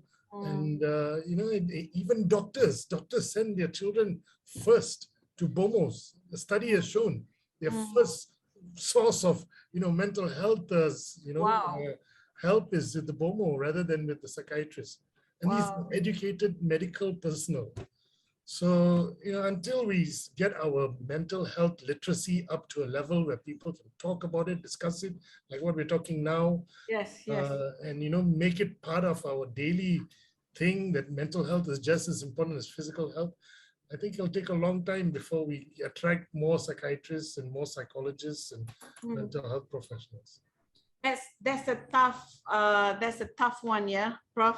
And I'm just going back too quickly to Dr. George before I get to Hazika. And this is quite an interesting question. And I get this question all the time for some reason. Okay, even though I'm doing career coaching, but people ask me this question. Now, the question sounds like this. In what situation do I get to see either a counselor or a psychologist or a psychiatrist? Yeah, so I was attached to a clinic in Singapore many years ago when I was in my training. And in the system in the clinic, it was a child psychiatry clinic. There were multiple disciplines, a play therapist, there was a psychologist, a counselor, social worker, psychiatrist, but everyone had a roster. On a certain day, it could be anybody. Bring in your child and you may be seeing the social worker. Is well versed with doing an assessment. Wow. But knows that that social worker is not working alone with your child. It is a team approach. The team will be dealing with your issue. So the social worker brings what they have assessed in the child to the team meeting and says, okay, let's see now, does this child need a psychiatrist, need a medication? Does this child need a clinical psychologist?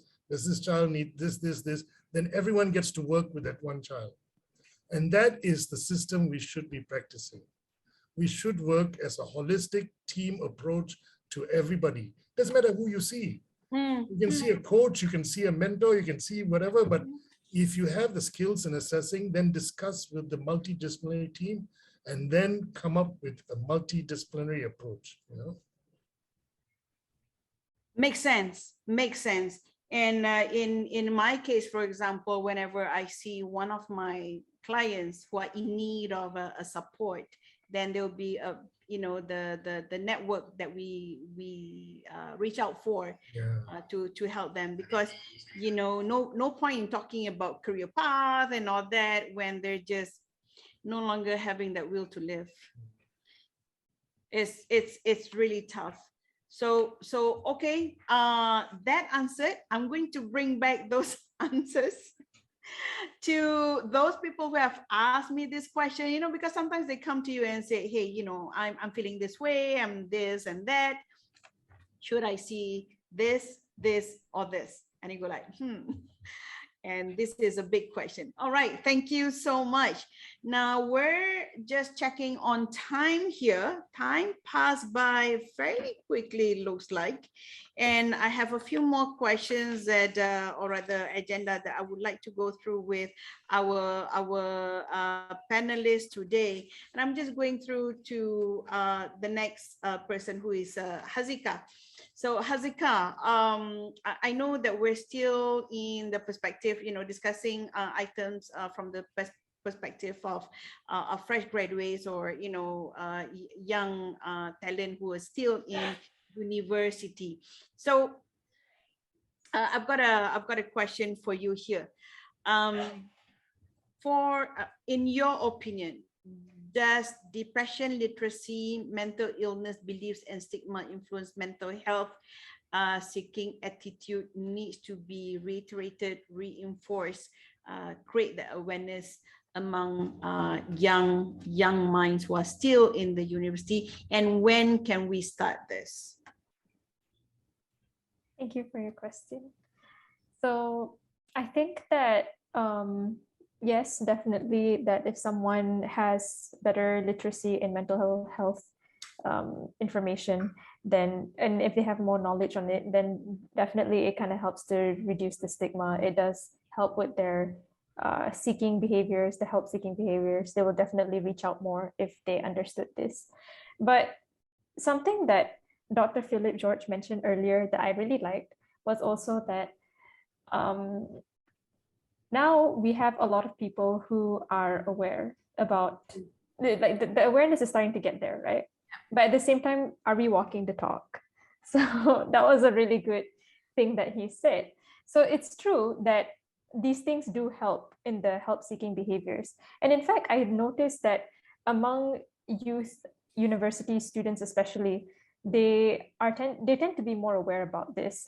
In fact, there was also a Malaysian study, where they compared secondary school students and university school students, and they noticed that the university students were more aware, and that when they were more aware, they also tend to reach out more. So yeah, in that sense, it does help. But at the same time, I've been hearing it a lot among my peers, among people in my age group, but at the same time, sometimes we really feel stuck when it comes to reaching out, because although we know the symptoms, we know that we're not feeling well, we know that there are people that we know who are suffering, but at the same time, there's sometimes not enough, I don't know, there's not an avenue for us to reach out. Like maybe sometimes for students, we don't have that sense of autonomy to reach out. Like now we know about our problem, but we don't have the money to help ourselves. We still need to rely on someone else to help ourselves, to help us. And sometimes we don't necessarily want somebody else to help us, because maybe we don't, for example, family, like most people rely on family to help them to get help. But if they already come from a family that doesn't really accept their situation, then how are they going to reach out? So now they have the knowledge, but what can they do about it? So that's one thing. And then yeah, another thing is that when we another thing is that sometimes we just, how do I say this? We're in a situation that is not very conducive for us to help ourselves. And what I mean is, for example, like I'm a university student, right? And let's say if I know that I'm going through something, and then sometimes it feels scary to reach out to my university. But why? Because when you reach out, what will happen? Like, for example, will when you reach out to the we call self-development unit in my university, when we reach out to them, will they take record of my illnesses, and how does this affect my future? Perception. Okay. Is that perception of the reality? We're not quite sure. Yeah. And then another thing is, you know, let's say I'm really, really stressed out because there's too much workload. But will this stressor actually, is there anything that's going to be done about this? Right? So like, And I think that's one of the main problems. When we as students, we try to reach out, we try to say that this is our main concern, we're having too much of this or too much of that. But when the stressor isn't really being taken care of, no matter how much you know about mental health literacy, it's not really going to help. So just like what Dr. Philip mentioned, it's a holistic approach. You and I need to do this together to help each other out. You need to help me to create a syllabus that helps me to learn, and also at the same time help me to get my work-life balance. You know, and I also need to help myself by reaching out and telling you that I have a problem. So it works both ways. So yeah, literacy helps, but so does other things. Yeah, it's the ecosystem that walks the talk, isn't it? Exactly. Yeah. Yeah. So we can't be saying, yeah, I'm aware, but what's next? What's next? Yeah. Go to the help whom you hope will help, but isn't going to help either. So either this is a perception or the reality. That's another matter, because you're already in that space, I would say. That's kind of tough, isn't it? Definitely. Definitely. You just become like a car without fuel who just keeps going like that. Wow. That's just so tough. That's just so tough. Okay, we're just looking at time, having fun, and we just have a few more minutes to go. So I'm going to do a quick round robin just to wrap up a few things here before we end the session today. Prof George, any tips, thoughts that you like to leave for the young ones here and the not so young ones here in managing a healthy mind, nurturing a healthy mind so that they can become an asset for themselves, family, community, and continue to do so? Yeah, I think the first most important thing is to take mental health as an important component of your daily life and an important component of your health. It's everyone's responsibility. It's everyone's, important component to build themselves for their own future and for the family and for whatever career that they have in the future. They can't rely on others to do it for them. They have to take charge largely, but of course with support and help with others that can include professionals who are there to actually help and guide, So you can't take all your emotional baggage and put it in someone's door and say, look, it's yours, it's no more mine. It is yours to start with. And you need to do an audit. What is the baggage you're carrying? Is it worth carrying it all? Is there things that you can do to reduce some of that baggage? And then how do you move forward with all of this in terms of your day-to-day life? What have you got, in place that helps keep you, physically, mentally well and, engage in activities throughout with the community as well. I mean, I think doing an audit is essential. I like personally on my own to do an audit, once every week, look back at the week and look at the positive things, what were the not so positive things, and then find out what am I going to do next week to make things better. So it's not an age specific thing. It's something that we should all learn to start working on, even from a young age. In fact, I advocate that this should be taught in schools. It should be part of the curriculum that you have mental health resilience built into the system, so you learn to take charge of it on your own, and it's simple things that we can do. So yeah, that's my little message, I think.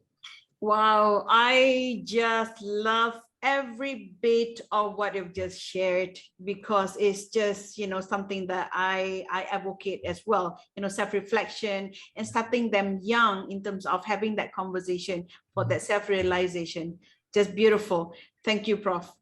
And let's move on to Edmund. Any last word that you like to leave with our audience here today, Edmund? Yeah, in every career talk or even when I go to uni, I always love to share this quote with the people I see. Choose a job you love and you will never have to work a day for the rest of your life. So actually, these words, right, I love it because sometimes the passion that you throw into or the work that you choose, right, is also trigger whether you develop stress or not. Because when you love your job and when you have passion in it, right, you will feel something accomplishment or your job satisfaction in it. Most of the time when you feel stressful in a job is because you don't like the job that you do or you don't like certain part of the job. It's okay to don't like certain part of the job, but majority of the job you still have to love it. Like me, I love to meet people, I love to talk, but in the other end, I hate to do slides, I hate to do documentations. But you have to look at the overall. Yes. If let's say the overall is okay, then you can still enjoy it. You still felt that's a bit of accomplishment. A lot of stress happen is because the wrong fit into the job. And a lot of time, especially for fresh graduate, I always see those fresh graduate, especially in the public universities, right? Because some of the courses that they choose, right, is not what they want. Because in that they got take one any course that were given by the government. Yes. And most of the time when I ask you why you choose this course, because my parents asked me to, Yes. because that's were given. And then after, because they have given, is that your choice or not? Tepuk dada tanya selera. And they said, no, I don't like. know. Yeah. So but when they force themselves to go in, right, they won't be succeed in life. They won't get outstanding. They won't put their passion in. They don't love their job. In the end, right, they will just be an ordinary worker where there's no promotion, there's no increment. In the end, they feel stressful. Why? Until 30 years old, 40 years old, you are just earning 2,000, 3,000, that's it. Because you don't put passion in that. So always choose the work that you love. It's okay now, even though degree that you study now, right, might not be, I would say, right, your degree is just a passport. If you really love something, right, just go ahead. Sorry to say, some people will say, I cannot fight with my parents. My parents asked me to do that. But you have to remember this, in the end, it's not your parents' work, it's you yourself. That would be the courageous conversation with the parents, like. Yes, but end of the day is still about yourself. It's you about yourself whether you like the job or not, and that view, because I would say it's also not the wrongdoing of the fresh graduate nowadays. They were I would say nowadays the fresh graduate were much more pampered or compared to last time. Why? Because now the parents are able to afford. Like let's say if they want a phone now, you can just get whatever phone that you want. You need a new laptop, I can give as long as I can provide, I give. So the rejection rate for fresh graduate nowadays actually is very small. I do encounter, especially the Generation Z, when HOD just raised a little bit of voice, I tender resignation. You don't respect me. Is that? But that one is, yeah, but that one is another story, lah. But in the end, we just choose the job that you love. Just enjoy your life. Work-life balance is very important. I know, especially now, fresh graduate, everything is about work-life balance. Ask them to work a little bit more. No, this is too stressful for me. I resign. Hey, I do that as well. Okay, I say no to anything after 6. Then you are very young. I'm still young. Okay. All right, thank you so much. Very spoken like a true passionate HR practitioner. Can I just invite Alvin to say a few things to wrap up the session today? Yeah, I agree with Prof. Philip about, perhaps this can be cultivated in school as part of the curriculum, and ideally that would be the case. And I think there are some tertiary education settings where certain personal development, mental health, awareness workshops or part of the modules are being created to cater to this need. But that aside, although it can be helpful to be part of a formal curriculum, it's also out of my control, or out of control of most people here, because this is more of a policy change. But on an individual basis, what we can control, and again, going back to that mind-body connection, although we may have, perhaps maybe a lack of awareness of what mental health issues look like or what the symptoms are. But the best that can be done, very evidence-based, is keep ourselves physically active, ensure an active social connection as well, and engage in goal-oriented activities, things that are meaningful to us in day-to-day life, things that gives us pleasure, things that makes us feel like we are learning something new. All these can be helpful day-to-day activities that everyone can do, and for the most part, it's also free. Yes. Yes. Very doable, very achievable, I would say. Yeah. Thank you so much, Alvin. I could resonate to every single word that you said there. And oh, there you go. Prof had mentioned something in the chat box. Try this course online on Coursera for free. And everyone here could take a look in the chat box. It is called Resilience in a Time of Uncertainty by the University of Pennsylvania. Beautiful. I loved it. And last but not least, let's hear any final word from Hazika for the day. Thank you. So I think that our panelists had shared many amazing things. And I do agree that at the end of the day, to help ourselves, it starts with us.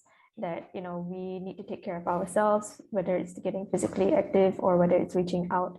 But I also hope that in the future, in the near future, in fact, I hope that people realize that tackling mental health issues, it is actually deeply rooted in a systemic problem, not just us, but it's a system.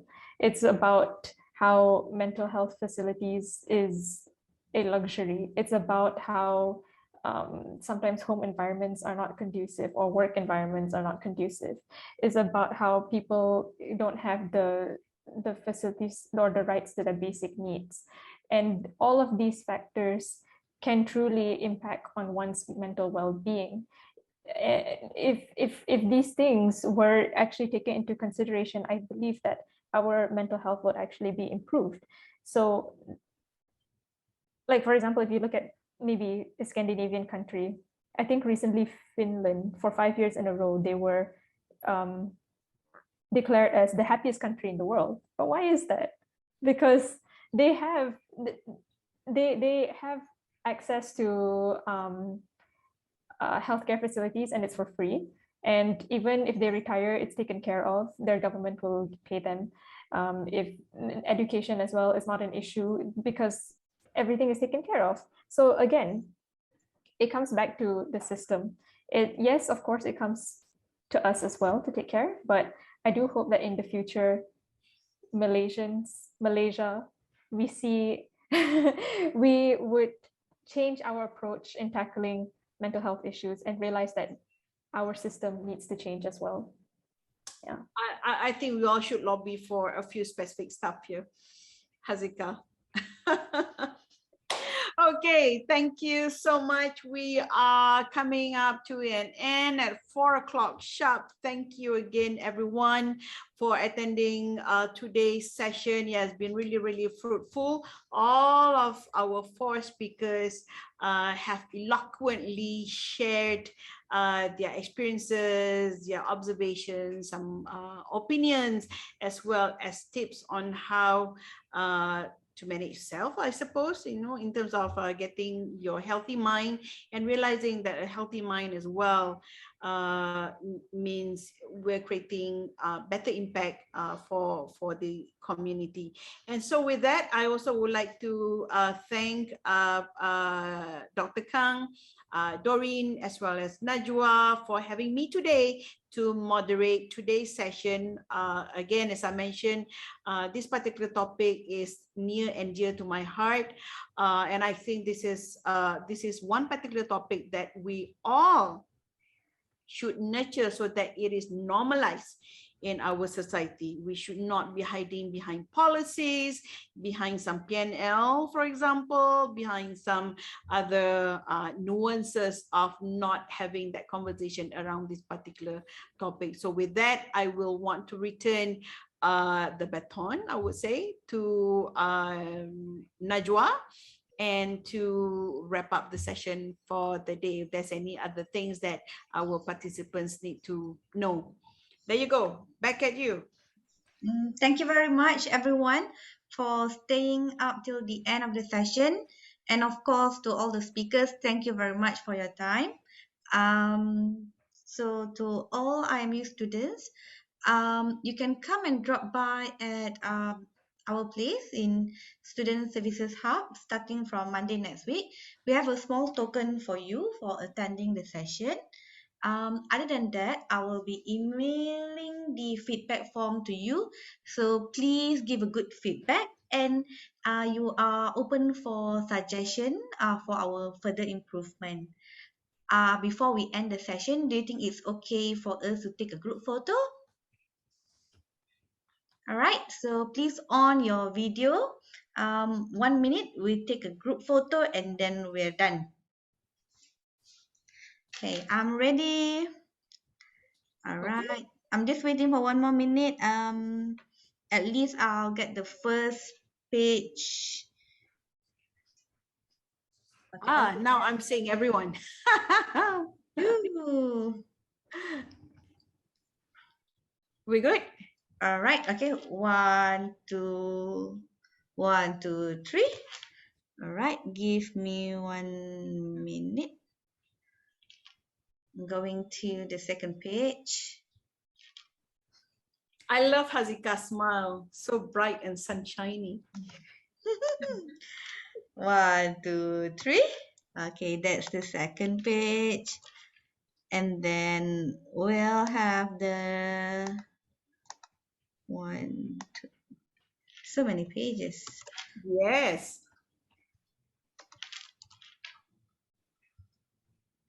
Hold up. 1 more minute. Another minute. Yes, we are done. So yeah, that's about it today. Thank you, everyone. Thank you for your time again, and hope to see you in the next Future of Work webinar. We're gonna have one soon, so stay tuned. Have a look at your email, and then once you see it on your email, just register. Okay? So yeah, thank you, everyone. Bye. Bye. Beautiful. And thank you, Miss Honey. Oh, you're most welcome. We didn't have a participant dropout at all until the Really? We didn't?